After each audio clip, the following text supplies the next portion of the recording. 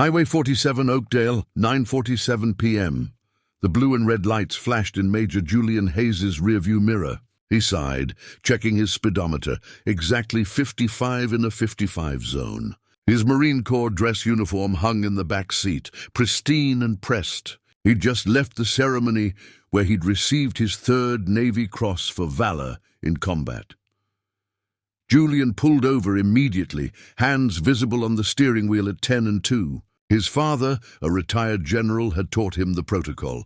Son, when you're black in America, even a Medal of Honor won't protect you during a traffic stop. Hands visible, no sudden movements. Survive first, argue later. Officer Travis Morgan approached with his flashlight, his partner Kyle Russo positioning himself at the passenger window. What they saw, a black man in civilian clothes, driving a modest sedan through their small town at night.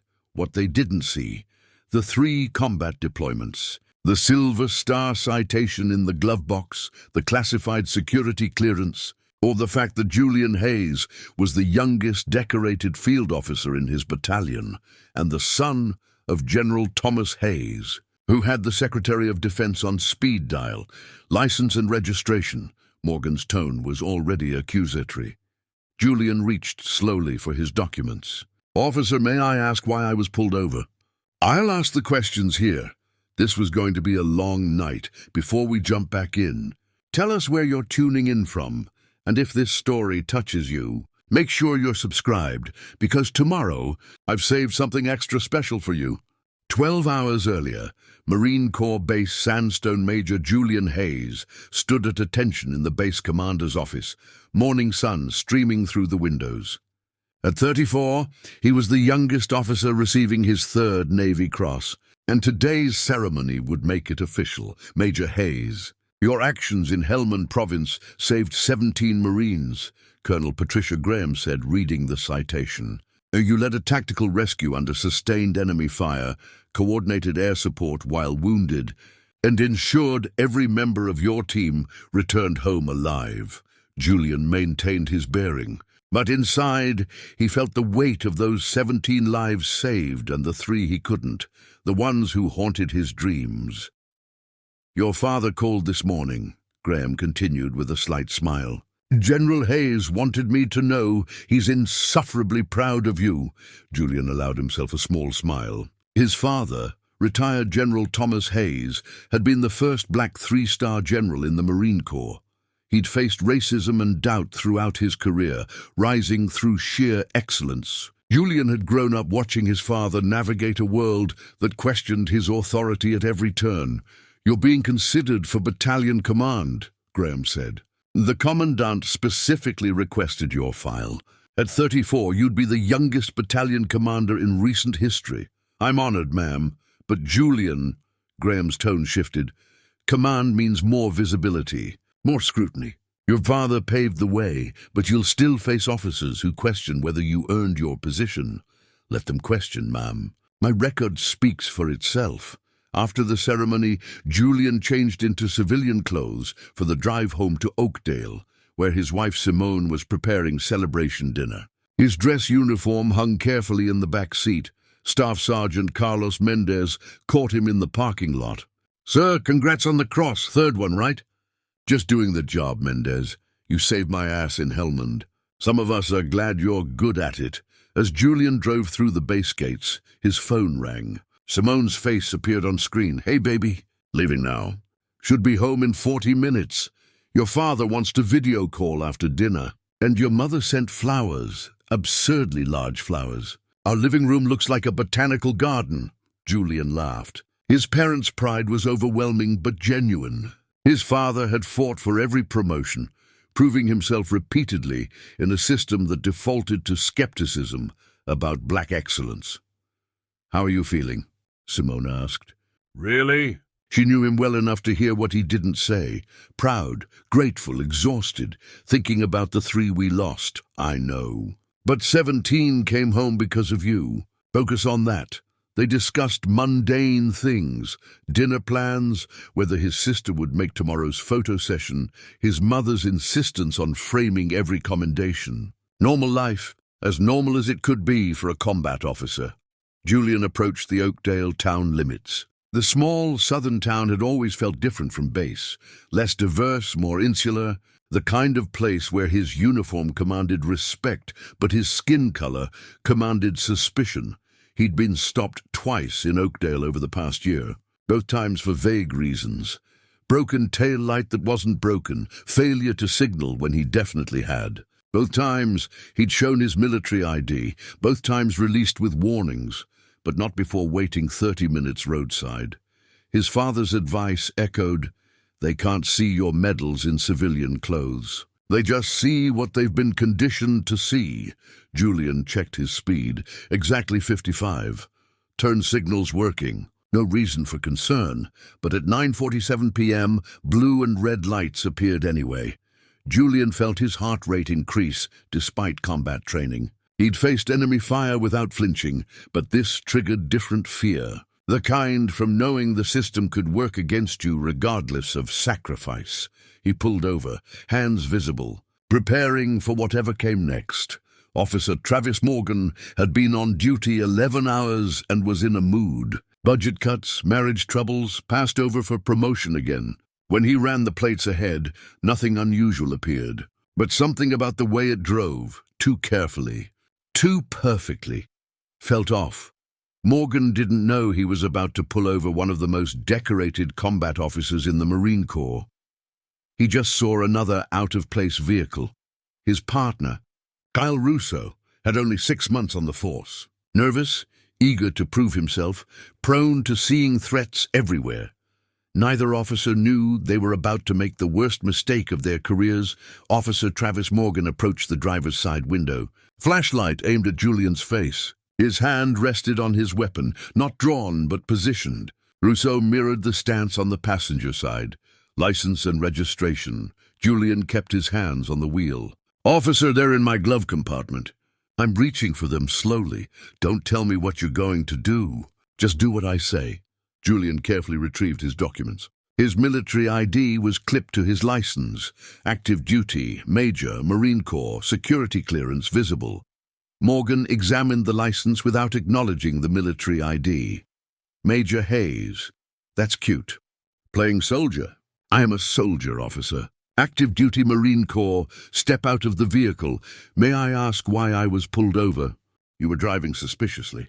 Now step out, or I'll remove you. Julian's combat training screamed danger. The officer's aggressive posture, dismissive tone, hand near weapon. This was escalating unnecessarily. "Officer, I wasn't speeding. I signaled all turns." "What specifically?" "I don't have to explain myself. Out. Now." Russo's voice came from the passenger side. "Travis, he's got something in the back seat." Morgan's flashlight swung to the dress uniform. "What's that?" "My dress uniform. I had a ceremony. Get out with your hands visible." Morgan's hand moved to his weapon grip. Julian's heart pounded. "Never escalate. Comply, survive. I'm getting out slowly." Hands visible. He opened the door carefully and stepped out, hands raised. "Turn around. Hands on the vehicle." "Officer, is this necessary?" "My ID shows." "I said turn around." Morgan grabbed Julian's shoulder, spinning him forcefully against the car. Hands on the hood, feet apart. Russo patted him down roughly. Julian focused on breathing. This wasn't combat. This was America. His America, the country he'd bled for. "He's clean," Russo said. "Check the vehicle," Morgan ordered. "Officer, you don't have probable cause. I've got probable cause based on your suspicious behavior and refusal to cooperate. I've cooperated with everything." "You've been argumentative and evasive since I pulled you over." Julian bit back his response. Argumentative meant asking questions. Evasive meant asserting rights. Russo opened the rear door, pulling out the dress uniform. "What's this for?" "Selling stolen military gear." "That's my uniform. I'm a Marine Corps officer. My ID clearly—" "IDs can be faked," Morgan said. "We've had problems with people impersonating military." Julian's jaw tightened. 3 combat deployments. 17 Marines saved. 3 Navy crosses. And these officers thought he was impersonating service. A car slowed.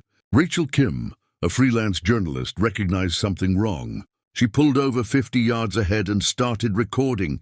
"I'm recording this," she called out. Just so everyone's aware, Morgan glared. Ma'am, move along. Official police business. I'm on public road recording public interaction. First Amendment right. Ma'am, I won't warn you again. Preparing and narrating this story took us a lot of time, so if you are enjoying it, subscribe to our channel. It means a lot to us. Now back to the story. Rachel kept recording, zooming in on Julian's hands on the hood, the aggressive stance, the military ID on the ground where it had fallen. Morgan turned back. Whose car is this? Mine, registered to Julian Hayes. Where are you coming from? Marine Corps Base Sandstone. I had a ceremony today. What kind of ceremony? Julian hesitated. Discussing classified commendations felt wrong. I received a military decoration. Morgan laughed. Right, and I'm the president. You got proof? My commanding officer can verify. I'm not calling anybody. I'm asking you for proof right now. The citation is classified. I can't share operational details. Convenient. Morgan pulled out handcuffs. Turn around. Hands behind your back. What am I being arrested for? Failure to provide valid identification, suspicious vehicle operation, and resisting an officer. I haven't resisted. You've been argumentative throughout. That's resistance. The handcuffs clicked around Julian's wrists. He'd been restrained during survival training. But this was different. This was humiliation. Officer, this is a mistake. I'm a Marine Corps major. If you just verify, save it for the station. Rachel's phone captured everything. Military ID on ground. Dress uniform visible. Handcuffs, complete absence of probable cause. She uploaded to Twitter, Marine Corps officer arrested during traffic stop. Watch and decide if this is justice.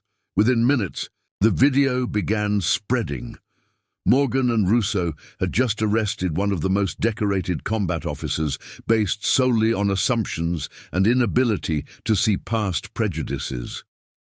The power shift was coming. They just didn't know it yet. The Oakdale police station was modest brick building serving 8,000 people. At 10:23 p.m., Julian sat in an interrogation room, still handcuffed. Requests to make phone calls repeatedly delayed. We'll get to that, Morgan had said. First, let's clear up inconsistencies. Through the two-way mirror, Sergeant Mike Dawson watched with growing unease. He recognized the pattern, Morgan escalating minor stops into major incidents, particularly with minorities. Travis, what's the actual probable cause? Suspicious vehicle operation, fake military ID, possible stolen valor. Did you run his ID through military databases? Don't need to. It's obviously fake. Why is it obviously fake? Morgan's jaw tightened. Gut feeling. Dawson studied Julian through the glass. Perfect posture, despite handcuffs, calm but alert, military bearing evident. Nothing suggested criminality. Run the military database check, now. Sarge, I'm telling you, that's an order. Travis. While Morgan reluctantly began the search, Julian focused on breathing. He'd been trained to resist enemy interrogation. This shouldn't be harder. But it was. These were supposed to be his own people. His phone in the evidence bag was ringing repeatedly. Simone, wondering where he was. His father, suspicious about the delay. Colonel Graham, likely alerted when Julian didn't check in. At Marine Corps Base Sandstone, Staff Sergeant Mendez was getting worried. Julian had left 2 hours ago for a 40-minute drive. He wasn't answering calls. Mendez called base military police. I need to report a missing officer. Major Julian Hayes left base at 2100 hours. Last known location, Highway 47 through Oakdale. Within minutes, Marine Corps protocols activated. When an officer with Julian's security clearance goes missing, it triggers immediate response. Morgan's computer screen loaded. His face went pale. Hayes, Julian Thomas, rank Major 04. USMC status, active duty security clearance, top secret SCI commendations, Navy Cross, 3, Silver Star, Bronze Star, 2, Purple Heart, 2 notes, missing officer report filed 22:45 hours. Oh shit, Morgan whispered. Dawson leaned over. Travis, what the hell did you do? I didn't know. You didn't verify. You arrested a decorated combat officer based on nothing. Dawson grabbed the phone, calling Chief Daniel Pierce. Chief, we have a situation. Morgan arrested a Marine Corps major. No probable cause. The officer's now listed as missing by military police. Chief Pierce arrived in 15 minutes. He reviewed the database. Rachel's video now at 50,000 views. And the arrest report that couldn't articulate probable cause. Release him immediately. Full apology. And call the base before this becomes interagency incident. Too late. General Thomas Hayes had been alerted his son was missing. His first call was to the Secretary of Defense. His second was to every media contact he'd cultivated over 30 years. By the time Pierce entered the interrogation room, 3 things had happened. Rachel Kim's video reached 200,000 views, with Shire justice for Major Hayes trending. Marine Corps. Base dispatched military police to Oakdale with authorization to retrieve their officer. CNN picked up the story. Decorated Marine arrested during traffic stop. Video raises questions. Major Hayes, Pierce began carefully. There's been a serious misunderstanding. Julian looked up, controlled but angry. A misunderstanding? I was pulled over without cause, searched without consent, arrested without probable cause, denied my phone call, and held for 2 hours. That's not misunderstanding. That's civil rights violation. I understand your frustration. Do you? Have you been arrested for driving while decorated? Have you saved 17 lives and still been treated like a criminal? Pierce had no answer. Remove these handcuffs. Return my property. Get me a phone. As the cuffs came off, Julian rubbed his wrists where metal had bitten. 2 hours in handcuffs for no crime. His first call was to Simone. Baby, I'm okay. I was arrested. I'm fine being released. I'll explain everything. His second was to Colonel Graham.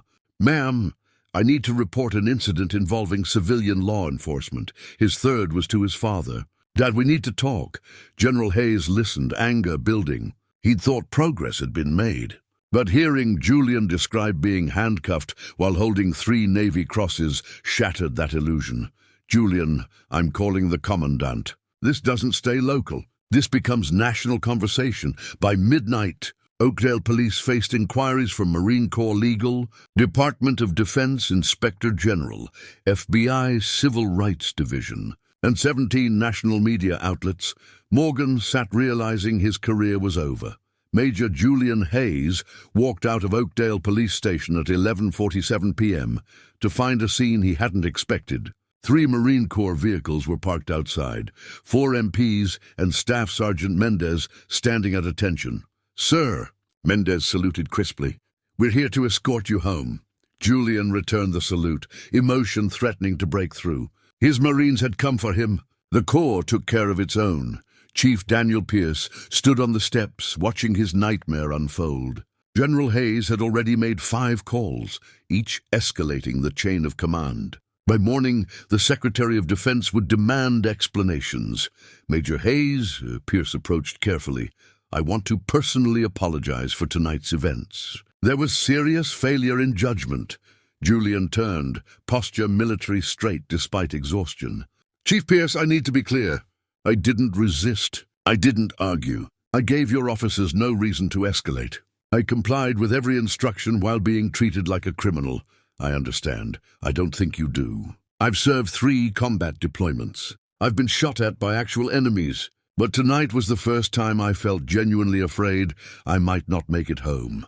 Not because of foreign combatants, but because of American police who couldn't see past my skin color. Pierce had no response. Rachel Kim's video had reached 500,000 views. The narrative was solidifying. Decorated war hero arrested for driving while black done inside. Officer Morgan watched military personnel treat Julian with the respect he'd denied him. The contrast was devastating. Morgan had seen a suspicious black man, while Marines saw their decorated brother. By midnight, General Thomas Hayes had assembled a response that would reshape the narrative permanently. He released a statement through Marine Corps Public Affairs. Tonight, my son, Major Julian Hayes, USMC, was arrested during a traffic stop while returning from a ceremony where he received his 3rd Navy Cross. He was pulled over without probable cause. Searched without consent, arrested without justification, and detained for 2 hours while denied his right to make a phone call. Major Hayes has sacrificed more for this country than most will ever know. He's saved lives, led Marines through combat, and earned our nation's highest decorations. Yet tonight, he was treated as a criminal solely because of his appearance. This is not isolated. This is systemic. We cannot ask young people to defend American ideals abroad, while denying them those ideals at home. The Marine Corps stands with Major Hayes. We will support him fully in whatever actions he chooses. The statement was shared 50,000 times within an hour. Military families responded with their own stories of being profiled, despite wearing the uniform. Veterans against profiling began trending nationally. At 1:15 a.m., Julian finally made it home. Simone met him at the door, eyes red from crying. She'd spent 3 hours not knowing where he was. "I'm okay," Julian said, holding her. "I'm home. They arrested you on Navy Cross Day." The reality broke through Julian's composure. He'd held it together through arrest, interrogation, humiliation, but in his wife's arms, the emotional weight crashed down. "I did everything right, Simone," I complied. "I stayed calm. I showed ID, and it didn't matter.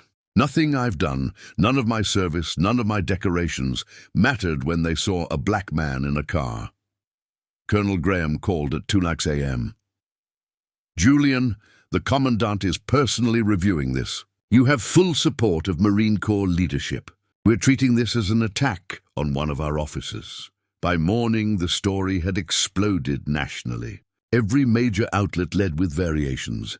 Decorated Marine arrested after Navy Cross ceremony, video sparks outrage. The Department of Defense issued statement expressing concern. Veteran organizations demanded investigations. Congressional representatives called for hearings. Videos poured in from service members sharing their own stories of being profiled. Stopped, questioned, assumed guilty despite service. Navy SEAL described being pulled over in dress whites and asked if he was going to a costume party. An Army Ranger recounted being detained for suspicious activity visiting his parents. A colonel shared being stopped 6 times in 1 year near his own base. The pattern was undeniable. Service members of color were being profiled by the communities they'd sworn to protect.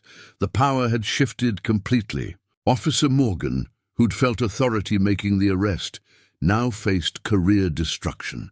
And Julian Hayes, who'd been handcuffed and humiliated, now held the moral authority of a nation watching to see if justice would prevail. Within 48 hours of Julian's arrest, the scope became impossible to ignore. Rachel Kim's data analysis sparked investigative journalism across the country. Reporters in 17 states began examining traffic stop patterns near military installations. What they found was staggering. Fort Bragg, North Carolina. Black service members stopped at 3.4 times the rate of white service members in surrounding communities. Camp Pendleton, California. Hispanic Marines face stops at 2.8 times the rate for identical violations. Joint Base Lewis McChord. Asian American military families questioned about belonging at rates exceeding their population percentage. The pattern was national, systematic and undeniable. Diana Foster, investigative reporter for Washington Tribune, filed Freedom of Information requests for military police reports documenting service members reporting civilian harassment.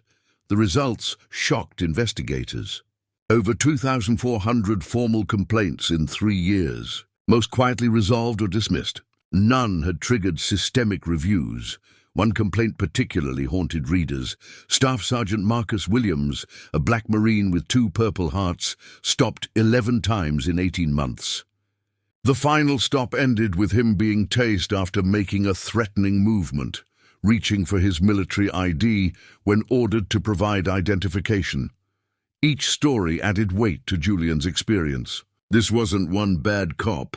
This was cultural, institutional, widespread. The Department of Defense Inspector General announced comprehensive investigation into law enforcement interactions with service members. For the first time, Military and civilian justice systems would coordinate to address systematic bias, but the backlash was immediate. Police unions issued statements defending Morgan. Police officers make split-second decisions with incomplete information. Monday morning, quarterbacking undermines officer safety. Conservative commentators reframed it. Entitled Officer Plays Race Card After Routine Stop. Marine uses military service to avoid legitimate law enforcement. Oakdale residents split. Some supported Julian completely. Others defended Morgan, arguing he was just doing his job. Someone spray-painted "Blue Lives Matter" on Julian's mailbox. Anonymous threats arrived. "You should have complied better. Real soldiers don't cry racism." The irony wasn't lost. Telling a decorated combat officer to go back to his country when he'd literally risked his life defending it. Simone faced harassment at her hospital administrator job. Colleagues whispered. Patients requested different administrators. Her supervisor called her for courtesy meeting about maintaining professional boundaries during personal controversies. The message was clear. Make this go away or face consequences. But General Hayes used every connection to ensure this wouldn't be swept away. He called Senator Patricia Richardson, chair of Armed Services Committee. "Patricia, we need hearings. Service members are being profiled in communities they're protecting. This is national security issue. Thomas, you know how politically charged. I know that asking young people to die for their country while treating them as threats is morally bankrupt. Schedule the hearings." Richardson, herself a Navy veteran, knew he was right. Within a week, congressional hearings were scheduled. Oakdale Police faced its own reckoning. Rachel's data revealed Morgan wasn't an outlier. He was symptomatic of department-wide problems. Of 6 officers, 4 showed statistically significant racial disparities in traffic stops. The 2 who didn't were themselves minorities who'd faced discrimination and consciously avoided perpetuating it. Chief Pierce initiated voluntary audit of every stop over 5 years. What emerged was uncomfortable. 847 total stops, 631 involving minorities. Despite minorities representing only 23% of population, disparities extended beyond stops to outcomes. Minorities searched at 4.2 times the rate, arrested at 3.7 times the rate, charged with resisting at 6.3 times the rate. The data painted systematic bias that officers might not consciously recognize, but that collectively created an environment where Julian's arrest was inevitable. Attorney Jordan Pierce took Julian's case pro bono. "Julian, you have grounds for federal civil rights violations. But more importantly, you have a platform. We can use this to create lasting change. I don't want money. I want accountability and reform. We can do both. Sue for damages, but demand institutional change as settlement. Use your leverage while you have it." The coalition building was remarkable. Military advocacy groups, veterans organizations, civil rights groups, legal associations, all coordinating to ensure Julian's case became catalyst for change. But the resistance was organizing too. Back the Blue rallies scheduled. Morgan's defense fund raised $47,000 in 3 days. The culture war lines were drawn. Julian found himself at the center of a national debate he never wanted. 1 week after his arrest, he received an unexpected call from someone who understood the weight he carried. The backlash arrived with coordinated precision. Within days of Chief Pierce's admission, a well-funded campaign emerged to reframe the narrative and protect the status quo. The Oakdale Police Union hired Marcus Sterling, attorney known for defending officers in misconduct cases. Sterling's strategy was immediate. Attack Julian's credibility, question his motives, reframe the arrest as justified. Officer Morgan responded appropriately to what he perceived as suspicious behavior, Sterling told media. Major Hayes, while decorated, was argumentative and uncooperative. "The body camera footage will show there is no body camera footage," Rachel Kim interrupted during a press conference. "Oakdale officers don't wear body cameras. Convenient, isn't it?" The absence became its own scandal. Most departments had implemented them years ago. Oakdale had repeatedly delayed, citing budget constraints, though they'd found funds for new patrol vehicles and tactical equipment. Conservative media amplified Sterling's narrative. War hero or race baiter? The truth about Oakdale ran as headline on 3 websites. Articles cherry-picked details, suggested Julian had history of playing the race card, implied the incident was manufactured for attention. Anonymous. Social media accounts, some later traced to bot networks, flooded. Comments with coordinated messaging. Should have just complied. Pulled race card because he didn't get special treatment. Not all cops are racist. Julian's personal life became a target. Someone leaked his home address. His phone number was posted online. Simone received threatening messages. Your husband is destroying good officers' lives for political points. The psychological warfare was deliberate and effective. Julian, trained to withstand enemy interrogation, found constant harassment from his own countrymen more destabilizing than combat. His sleep deteriorated. His appetite vanished. He found himself constantly checking over his shoulder, hyper-vigilant in ways combat training had never triggered. Simone noticed him flinching at car doors, freezing at police vehicles. "Baby, this is PTSD," she said gently one night. "You need to talk to someone. I survived 3 deployments without therapy. I can handle this. You survived with your unit's support. This is different. You're fighting alone against people who should be allies. That's harder." She was right. Combat had rules, clear sides, defined enemies. This was asymmetric warfare against an opponent he couldn't identify. Service members who spoke out faced professional retaliation. A Navy lieutenant commander who shared. His story found his security clearance under routine review, timing suspiciously. Coincidental. An Army captain who testified before Congress was suddenly transferred to less desirable duty station. When he questioned timing, he was told assignments were needs of the service.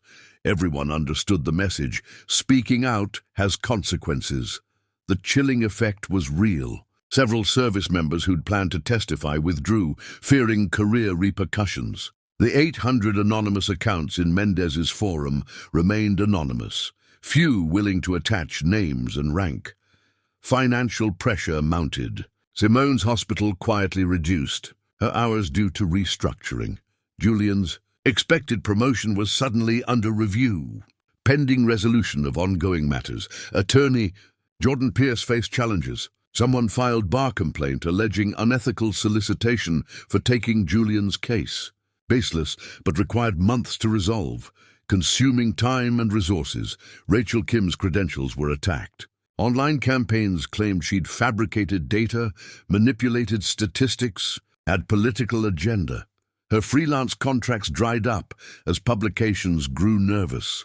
The coordinated resistance was sophisticated, well-funded, effective at making the cost of fighting back seem unbearable.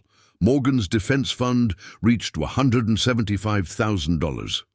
Supporters framed him as victim.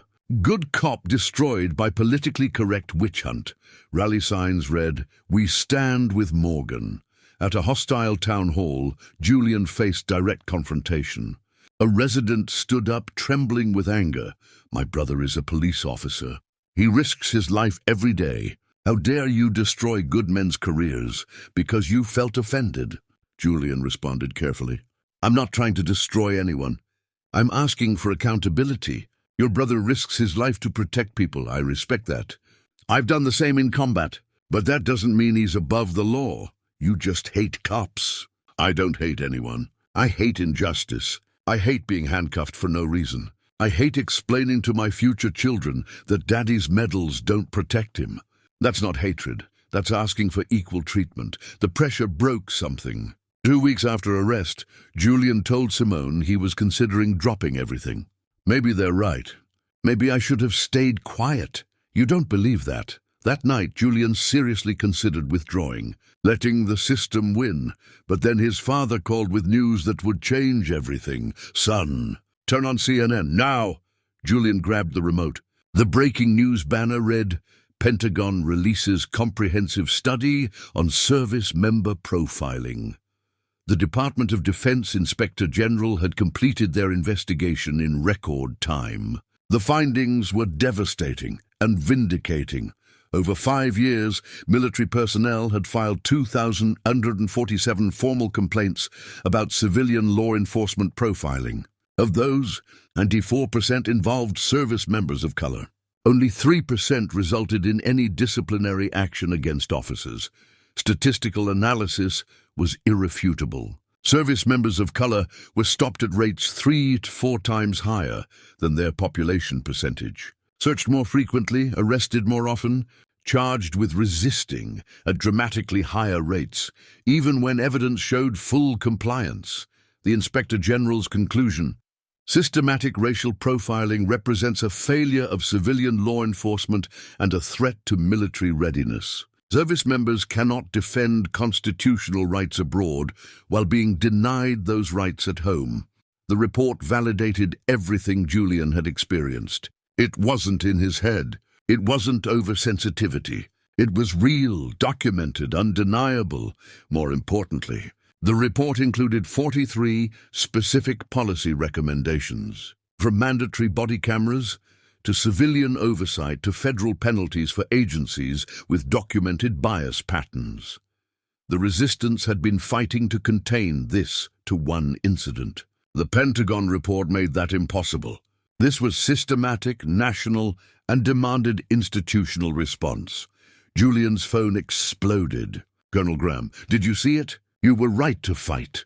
"General Thompson, the Commandant wants to speak with you tomorrow, 0900 hours. He's making you the face of military advocacy." Jordan Pierce, "We just got 7 more clients, service members ready to file civil rights suits." Your case opened the door. Retired General Marcus Thompson didn't just endorse Julian's fight, he became its most powerful advocate. At a press conference, Thompson shared his own story: 17 traffic stops in 5 years as a young officer. "I stayed silent because I thought that's what good officers did," Thompson said, his 4-star rank lending undeniable authority. "But silence enabled systematic treatment of our best people as threats. Major Hayes's courage gives voice to thousands who've suffered silently." The Marine Commandant went further. General David Richardson issued service-wide message: "We will not tolerate our Marines being profiled. Any Marine experiencing such treatment should report it immediately. The Marine Corps will provide full legal and institutional support." The message was unprecedented. Senior military leadership directly confronting civilian law enforcement. Within days, all service branches issued similar directives. The Department of Defense announced creation of a military-civilian law enforcement liaison office specifically to address profiling complaints. But the most unexpected reinforcements came from within law enforcement itself. Chief Amanda Foster of neighboring Riverside Police held her own press conference. "I've reviewed the Oakdale incident and Pentagon report. As a law enforcement professional, I'm embarrassed and angry. Officer Morgan's actions don't represent good policing. They represent bias masquerading as public safety." She announced immediate reforms: mandatory body cameras, bias training, civilian oversight board, public reporting of traffic stop demographics. "If we can't police ourselves, we don't deserve public trust." 6 other police chiefs followed her lead, creating a coalition of law enforcement leaders committed to reform. Dr. Jennifer Martinez, psychologist specializing in law enforcement training, offered services pro bono. "Implicit bias isn't about being bad people. It's about unconscious associations that can be identified and corrected." She developed training specifically addressing military-civilian interactions. Piloted in 3 departments, it showed immediate results. Traffic stops of service members dropped 47%, while crime detection rates remained stable. Corporate America entered unexpectedly. USAA issued statements supporting Julian and announcing $10 million in funding for legal aid services, helping service members fight discrimination. Other military-focused companies followed. The financial support meant service members could afford quality legal representation instead of accepting settlements that buried truth. Rachel Kim's work caught ProPublica's attention. Their collaboration produced the uniform penalty, comprehensive data analysis showing profiling patterns in 127 communities near bases across 34 states. Universities began studying the phenomenon. Stanford research showed participants playing police officers were 3.7 times more likely to report feeling threatened by black service members than white service members, displaying identical behavior. The implicit bias was real, measurable, actionable. Congressional hearings began with Senator Richardson leading the investigation. She called Julian as lead witness. The momentum was building. The resistance had tried to break him. They'd almost succeeded, but the reinforcements had arrived, and they were stronger than anyone expected. The Oakdale High School gymnasium was transformed into a public forum that would determine the town's future. Every seat filled, capacity 200, with another 400 outside watching on screens. National media lined the walls. This was a referendum. Federal mediator James Peterson established ground rules. Tonight, we address what happened to Major Hayes and what happens next. All voices heard, all perspectives respected. But facts matter. Data matters. And this community will vote on concrete reforms. Rachel Kim and ProPublica presented first. Their data visualization filled the massive screen. 5 years of traffic stops, color-coded by race, outcome-coded by result. The pattern was undeniable. Red dots, stops of people of color, clustered heavily in Oakdale. Blue dots, white drivers, scattered randomly. The visual alone told the story statistics had been showing. This isn't opinion, Rachel said. This is mathematics, and mathematics doesn't lie. She showed Officer Morgan's specific record, 147 stops, 134 involving minorities. The probability of this occurring randomly is less than 0.00001%. This is profiling documented and undeniable. The gymnasium was silent as evidence accumulated. Morgan sat in the front row, unable to dispute irrefutable data. Chief Pierce presented next, tone somber. I've led this department 8 years. I missed this. I should have seen it. Warning signs were there, complaints, patterns, disparities. I failed to act. That failure led directly to Major Hayes' unlawful arrest. His admission shocked residents expecting defensive posturing. But Pierce had decided honesty about failure was better than defending the indefensible. I'm recommending termination of Officer Morgan, mandatory retraining, body cameras, and civilian oversight board. These aren't suggestions. These are necessities. Julian testified next, still in dress uniform. He approached the microphone with military bearing but visible emotion. I'm a Marine Corps officer. I've led men in combat. I've made life-or-death decisions under fire. I've earned 3 Navy Crosses defending this country. But none of that mattered when Officer Morgan saw me. He saw a black man in a car and assumed criminality. Julian's voice was steady but filled with restrained anger.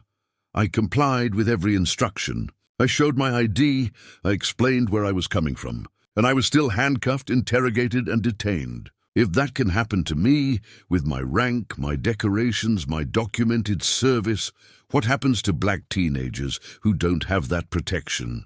The question hung in the air. This isn't about one bad officer. It's about a culture that treats some people as inherently suspicious and others as inherently innocent. That culture exists in this town, in this country, and it needs to change. He paused, making eye contact around the room. I'm not asking for special treatment because I'm military. I'm asking for equal treatment because I'm human. That shouldn't be controversial. That should be obvious.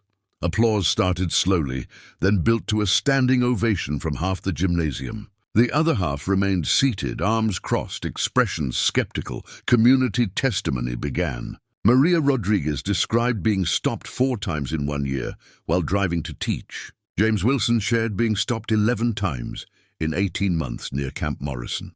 Margaret Pemberton, a white resident and police officer's widow, surprised everyone.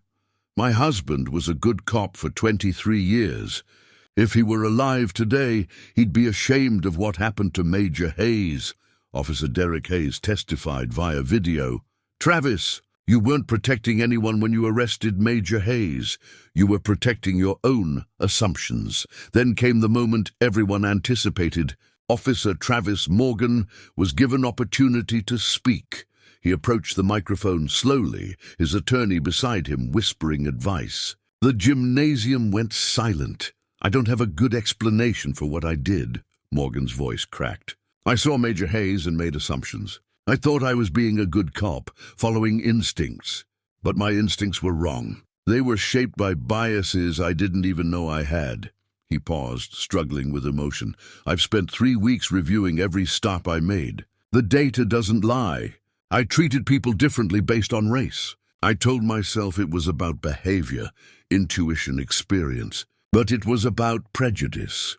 The admission stunned the room. Major Hayes served with honor. He saved lives. And I treated him like a criminal because I couldn't see past my own biases. I'm sorry. That's inadequate, but it's all I have. It wasn't enough. Apologies don't erase trauma. But it was acknowledgement. Federal mediator. Peterson called for the vote on reforms, mandatory body cameras, civilian oversight board, mandatory bias, training, public quarterly reporting, termination of Officer Morgan federal monitoring for 3 years. The vote was conducted electronically, anonymous. Immediate results. The gymnasium held its breath as numbers appeared. Body cameras, 647 yes, 312 no, 73%. Civilian oversight, 791 yes, 368 no, 68%. Bias training, 823 yes, 336 no, 71%. Public reporting, 856 yes, 303 no, 74%. Officer termination, 694 yes, 465 no, 60%. Federal monitoring, 748 yes, 411 no, 65%. All measures passed. The gymnasium erupted, half celebration, half angry protest. But democracy had spoken. Oakdale would reform. Chief Pierce approached Julian. Major Hayes, I know this doesn't undo what happened, but I commit to implementing every reform. We will become a model for other departments. Julian looked at the man who'd overseen the department that arrested him. Chief, I hope you mean that. Because if this fails, it'll be evidence that reform doesn't work. Don't let that happen. I won't. As the forum ended, Julian was surrounded by service members sharing their own profiling stories, all thanking him for fighting. One young Marine, PFC Marcus Lee, approached with tears. Sir, I was going to leave the Corps because I couldn't handle being stopped constantly. Your fight made me want to stay. Julian realized the weight of what he'd accomplished. This wasn't just about him. It was about every service member who'd come after him. The public reckoning was complete. But the real work, implementation, accountability, and cultural change was just beginning. 2 years later, Lieutenant Colonel Julian Hayes, promoted ahead of schedule, stood in the same Oakdale gymnasium where the town meeting had occurred. But today was different. The dedication of the Service and Respect Training Center, a national facility teaching law enforcement officers how to interact with military personnel. The transformation of Oakdale had been remarkable. Body cameras were now standard. The Civilian Oversight Board had reviewed 347 cases in 18 months, recommending discipline in 43. Traffic stop disparities had dropped from 400% overrepresentation to 23%. Still work to do, but dramatic improvement. Chief Pierce had become a national advocate for reform. Oakdale was forced to change, he told audiences. Don't wait for your Major Hayes moment. Reform proactively. Officer Travis Morgan had been terminated, but didn't disappear. After months of therapy, he'd become an unlikely advocate for bias recognition, speaking at police academies. I thought I was a good cop, Morgan told audiences. But good intentions don't excuse bad actions. I hope my story prevents others from making the same mistakes. Rachel Kim won a Pulitzer Prize for her investigative series on military profiling. The uniform penalty became required reading in journalism schools and police academies.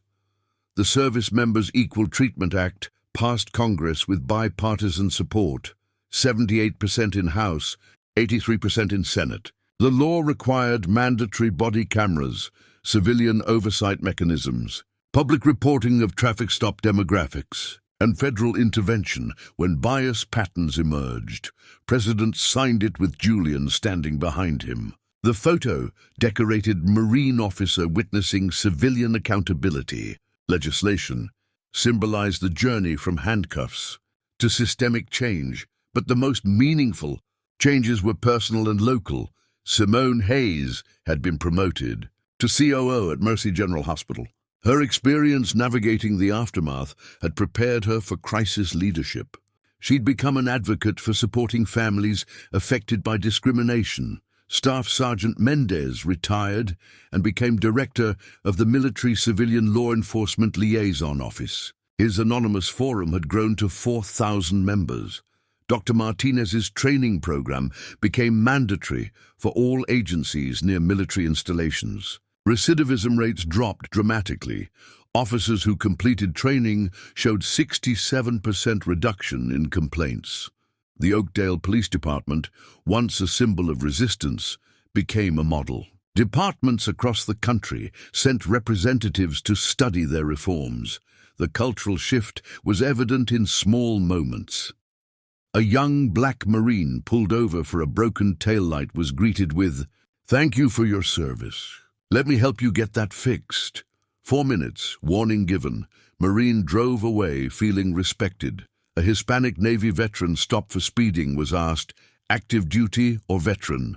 Professional, respectful, acknowledging service. An Asian American Army officer in full uniform was immediately recognized. "Sir, your registration tag is expired." "I assume that's an oversight?"